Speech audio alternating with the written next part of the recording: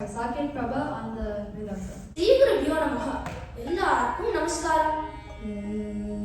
நமோ நம சத்குருபியோ சத்குருபியோ நமோ நமஹ. நமோ நம சத்குருபியோ சத்குருபியோ நமோ நமஹ. ஹரே ராமேதி கிருஷ்ணேதி நாம சங்கீர்த்தனம் ததா லோகஜயமாய குருவந்தம் பிரேமிகம் சத்குரும் பஜே பிரேமிகம் சத்குரும் பஜே. சித்தி விநாயக மூர்த்திக்கு ஜெய். நம பார்வதி பதியே ஹர ஹர மகாதேவ. ஜானகி காந்த ஸ்மரணம் ஜெய ஜெய ராம ராம. கோதா காந்த ஸ்மரணம் ஜெய ஜெய ரங்க ரங்க. जय श्री गोदा कृष्ण जय श्री गोदा कृष्ण जय श्री गोदा कृष्ण जय जय हो. जय श्री गोदा कृष्ण जय श्री गोदा कृष्ण जय श्री गोदा कृष्ण जय जय हो. जय श्री गोदा कृष्ण जय श्री गोदा कृष्ण जय श्री गोदा कृष्ण जय जय हो. जय श्री गोदा कृष्ण जय श्री गोदा कृष्ण जय श्री गोदा कृष्ण जय जय हो.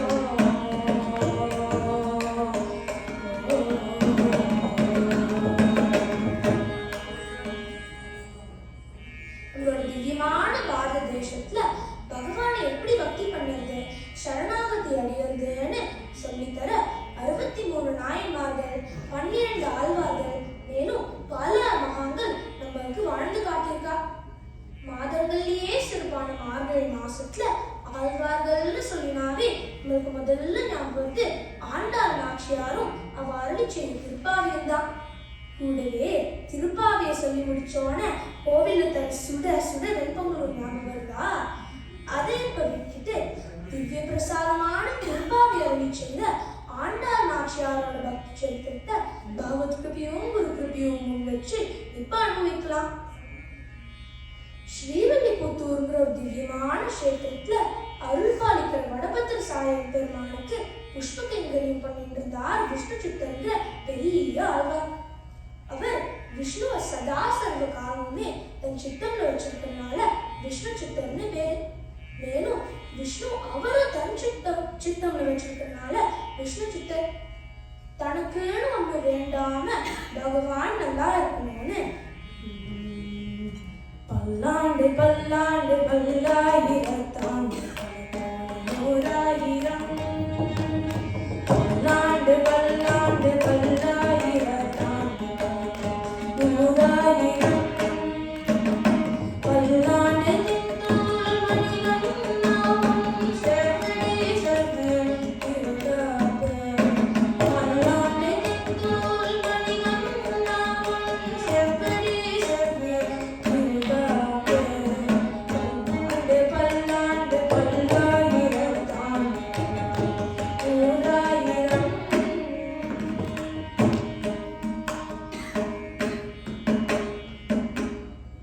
இப்படி பெரிய மனசு இருக்கிறனாலையும் பெரிய ஆழ்வார்னு பேரு. ஒரு நாள் ஆடி மாசம் பூர்வ பங்குனி நட்சத்திரம் அன்னைக்கு நந்தவனத்துல பூ பறிச்சிருந்தார் விஷ்ணு சித்தர். அங்க துளசி மாடம் கிட்டக்க ஒரு குழந்தை அரசத்தம் கேக்குது.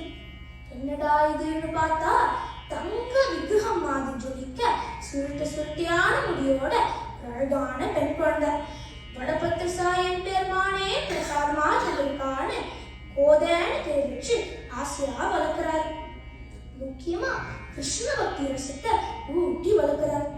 குழந்தைய தூங்க வைக்கும் போது யசோதம்மா எப்படி கிருஷ்ணரை தூங்க வைப்பான்னு பாடி தூங்க வைக்கிறார். மாணிக்கம் கட்டி வைரவிடை கட்டி பாணி பொன்னா செய்த பண்ண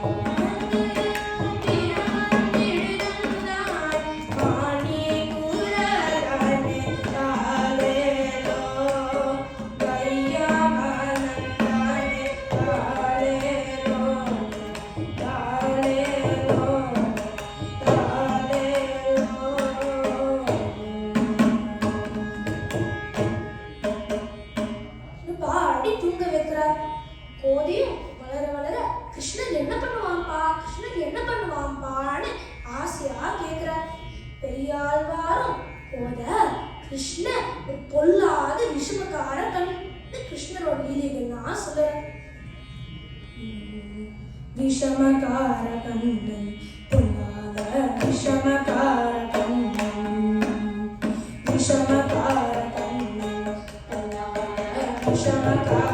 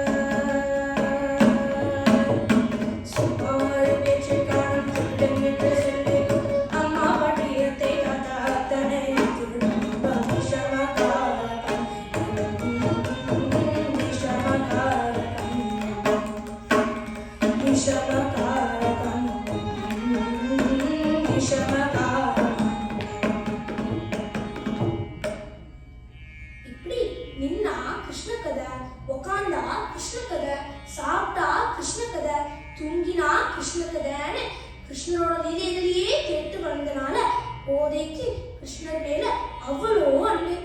இதனால்தான் கிருஷ்ணரையே தன் கணவரா அடையணும்னு ஆசைப்படுறா. தன்னோட கிருஷ்ண பக்திய நாச்சியார் திருமொழிங்கிற ஒரு அற்புதமான பிரபந்தத்துல 143 பாடல்கள்ல அழகா பாடுறா. அதுல மேகங்கள், வண்டு, கிளி, மயில், குயில் எல்லாத்தையுமே கிருஷ்ணருக்கு தூதா அனுப்பினேன்னு. ஏ வண்டே, நீ இங்கேயும் அங்கேயும் லீங்காரம் பண்ணாம பிருந்தாவனத்துக்கு போய் கிருஷ்ணரோட காதுல கோத கோதன்னு ஞாபகப்படுத்தி இங்க அழிச்சுட்டு வான்னு சொல்லறா.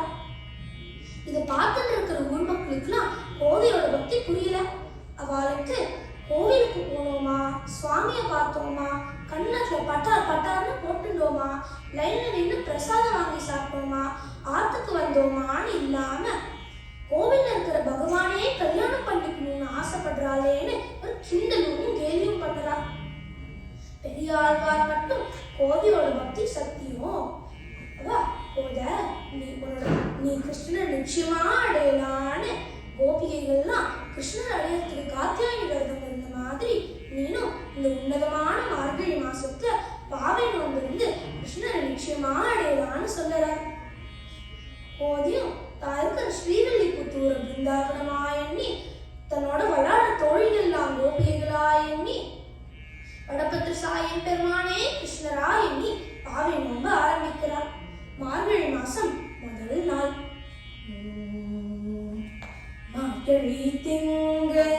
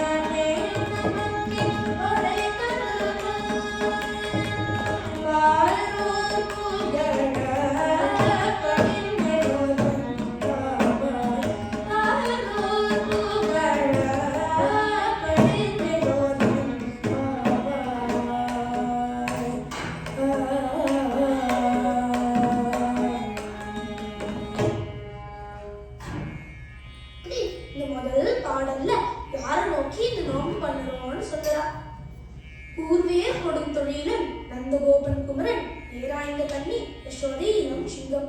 அதாவது யசோத நந்தகோபனோட மகனான கிருஷ்ணரை நோக்கி இந்த நோம்பு பண்ணுறோம்னு சொல்லலாம். இதுக்கப்புறம் இருக்கிற வயிற்று வாழ்க்கைகள் பாடல்ல இந்த பாவை நோம்போட டூஸ் அண்ட் டோன்ட்ஸ் சொல்லலாம்.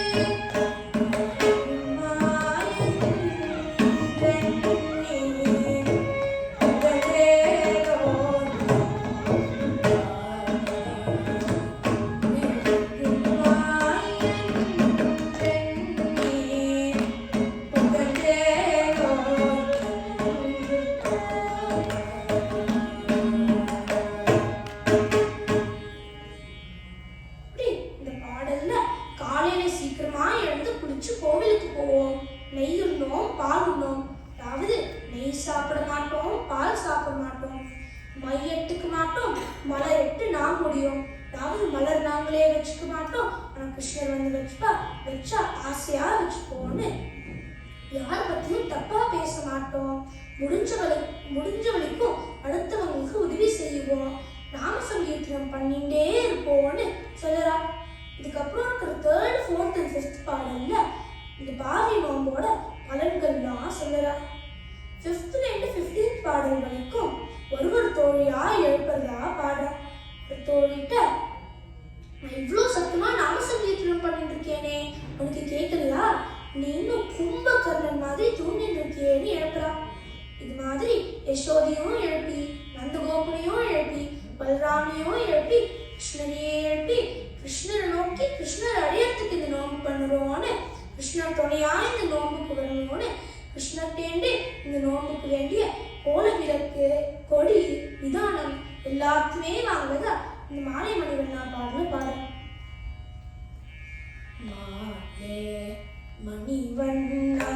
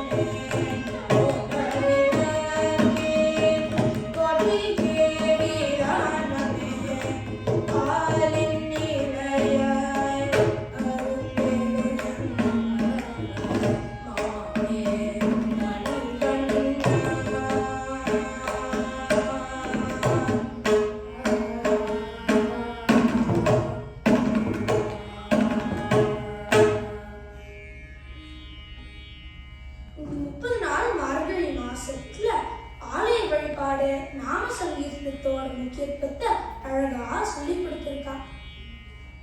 கோதை தினமும் பெரிய ஆழ்வாரோட நந்தவனத்துக்கு போய் பூ பறிச்சு அழகழகு மாலையா கட்டி பெரிய ஆழ்வார் கோவிலுக்கு கொண்டு போய் தருவார். ஒரு நாள் கிருஷ்ணர் மேல இருக்கிற அன்புனால தானே கட்டின மாலைய இந்த மாலை கிருஷ்ணர் மேல அழகா இருக்குமா, தான் கிருஷ்ணருக்கு ஏத்தவளா இருப்பாளான்னு மாலையை போட்டு அழகு பார்த்து பெரிய ஆழ்வார்ட்ட தரா. இது பெரிய ஆழ்வார்ட்ட தெரியல. நம்ம கோவிலுக்கு கொண்டு போய் தந்தா அடடா ஒரு முடி தெரியுதே, அபச்சாரம் பண்ணிட்டோமேன்னு கடகடான்னு பெரியாழ்வாரே ஒரு மாலை கட்டி கோவிலுக்கு கொண்டு போய் தர. ஆனா கொண்டு போய் கொடுத்தா வடபத்திர சாயம் பெருமானே அசரீரியா வந்து எனக்கு இந்த மாலை வேண்டாம், கோதை சூடி கொடுத்த மாலை தான் வேண்டும்னு சொல்லுறார். இதனால கோதைக்கு சூடி கொடுத்த சுடற்கொடியும் பேரு. இந்த சம்பவம் கோதையோட பக்திக்கு ஒரு பெரிய அங்கீகாரமா இருந்தது.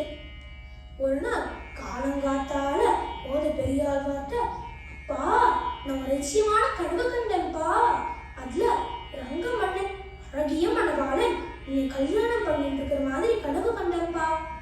பெரிய ஆழ்வாரும் கோதை உன்னோட சத்தியமான பக்தினால உன்னோட கனவு நிச்சயமா பலிக்கும் சொல்ல. இதனோட கனவை வாரணம் ஆயிரம்னு ஒரு 10 பாசுரங்கள்ல அழகா பாடுறா. அதுல ஆயிரக்கணக்கான யானைகள் சூண்டு வர, தேவர்கள் முனிவர்கள் சூழா வர, வேத கோஷங்கள் ஒலிக்க, மத்தளங்கள் மேளங்கள்லாம் கொட்ட, பெருமாளோட தங்கச்சியான பார்வதி தேவி கோதைக்கு பூ சூட்டி விட ரங்கமன்னனை கல்யாணம் பண்ணிட்டேன்னு சொல்லுற.